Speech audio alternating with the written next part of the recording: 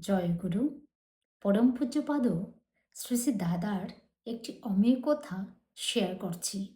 আমরা অনেক সময় যখন বাধার সম্মুখীন হই তখন প্রথমেই আমরা অনেকটা ঘাবড়ে যাই।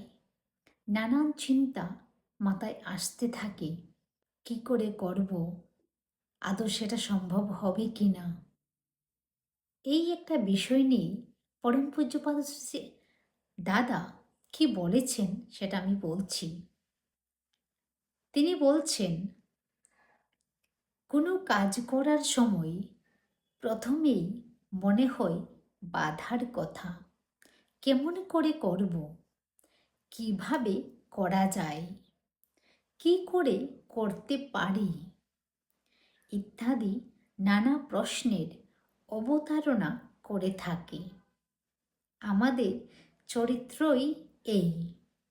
প্রথমেই সমস্যাগুলো ভাবি, সমাধান যদি না করতে পারি, সমস্যার ভারে এমনই কেলাস হয়ে যায়, ভয় পাই।